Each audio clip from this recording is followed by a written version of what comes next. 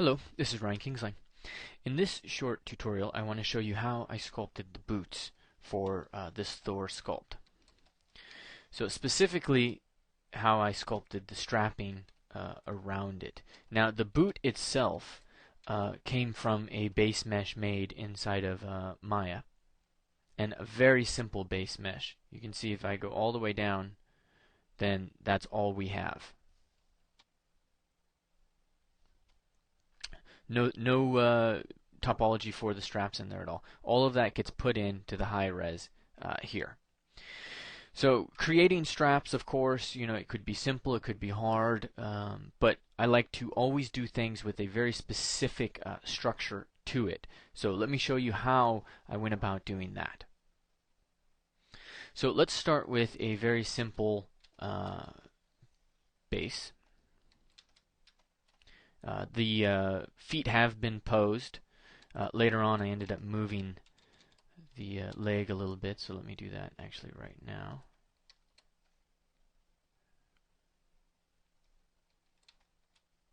Is perspective on? No. So that's good. We'll go about like that.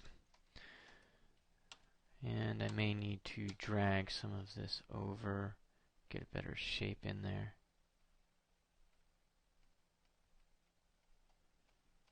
Okay, that's enough of all that sculpting in front of you. Now, how do I create the straps? So first, you've got to find the pattern that exists.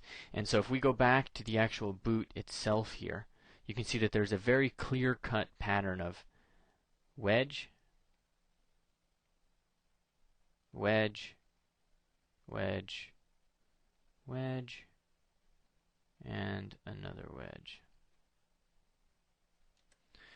And another wedge. So it's these interlocking wedges which we are going to use as the base for our sculpting.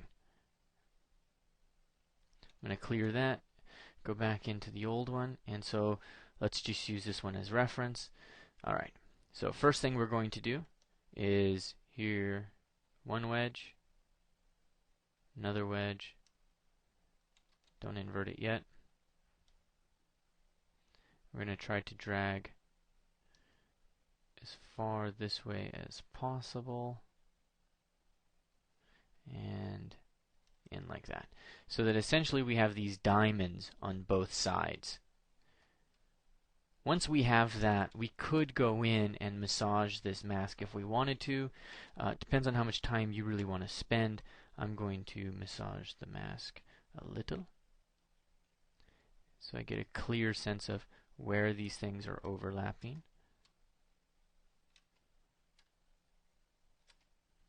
Just cleaning it up. Why did I do that?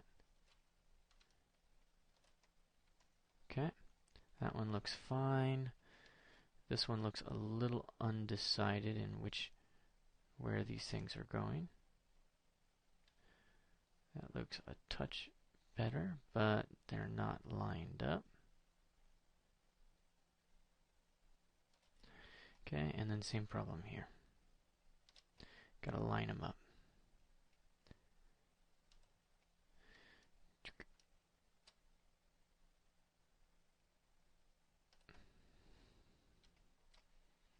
And crossing. This does not look like anything is even crossing right there. So let's make sure that something is crossing.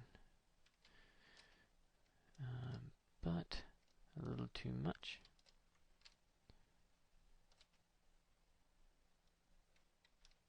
Okay, fair enough. Now all we have to do is invert this.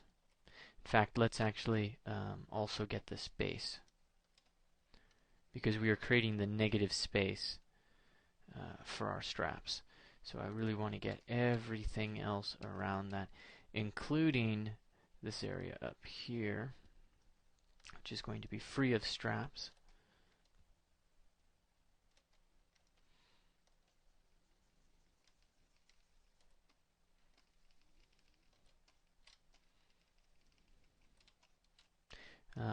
Yeah, but that created a problem up at the top I need to solve, such as how does that get that thin?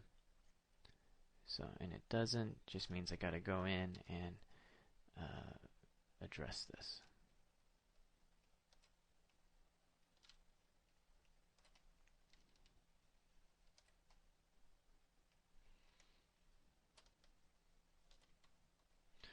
Alright, now we can invert or not, but if I invert it, take a look, you can see those look like straps.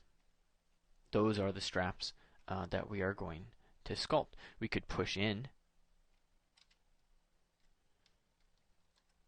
or we can do a host of other things. So in this case, what I'm going to do is turn the mask off. First, let me undo all of that. And let's actually invert so that it's that way. Turn that mask off. May make it a little hard to see, so let's do this. And then I'm going to go into Morph Target. I'm going to store a Morph Target. And with the Morph Target stored, I'm going to be able to go in with the Layer Brush and just add a uniform amount of depth.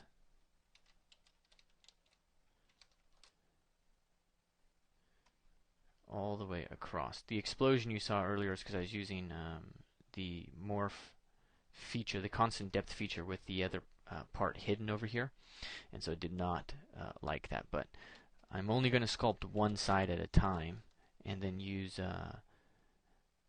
resim to get it. And I'm lowering my Z intensity. I'm going to turn local on. Lowering my Z intensity so that the straps aren't incredibly thick at the beginning. But see how I'm just able to stroke all over the surface, and it just builds up a uniform dimension, a uniform depth. That's the advantage of the layer brush if you have a morph target stored. It will just go in and add like this.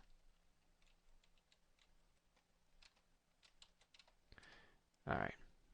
So all I wanted to do was just separate it from the rest. So that now, see, if I turn view mask off, you can see, you know, from a distance we have the beginnings of straps, but we don't have any overlay. Nothing's overlapping anything else. So we need to give that a solid sense. So once these are kind of at this level, I may go in and actually just clear this mask and use clay tubes to work it from there. How many polygons am I at? I might divide one more time. And with clay tubes,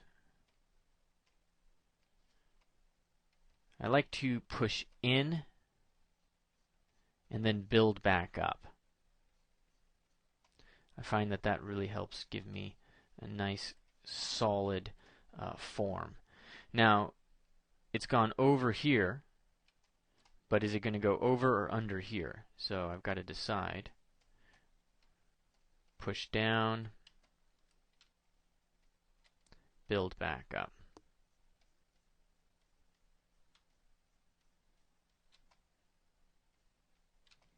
And essentially decide, you know, who goes where. So overlap this way as well. Build that, push that down, build it back up. Push it down, build it back up. Creates a nice lip as well, I find. So here, that one's over. So let's just take this over as well.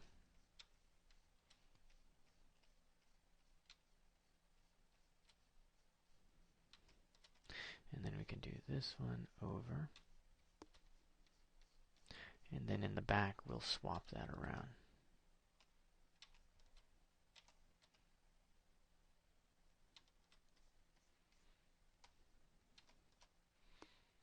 Always having problems there at the edges if I get too carried away. Alright, I'm not going to sweat this one on the top. That you're going to have to figure out on your own. I'm going to keep this tutorial short. But when you get into this area where these two join, don't be afraid to get in with a mask and start to really clearly define the regions. And also be careful of how much volume you build up. You may want to go into brush mod. You may want to set that down to 5. And then that'll be a lot slower of a build up, and you'll get in a lot less trouble. But here, for example, mask that off, and then you can get really a lot closer and build up a, you know, a harder edge, but also a finer edge there. invert the mask, push that down, and then just build that back up. But there I got a pretty crystal clear definition. Now also, you're going to want to kind of add some character in here as well. Notice that my focal shift is at 16 with clay tubes, which is different than its default. And I find that that kind of just softens the edge. Otherwise, it would just be a little too much for me. And so just continuing this trek. So mask that off. Mask that off.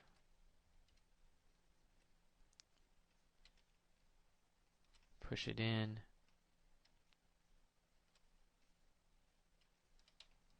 Invert that. In fact, let's get a bit of a better.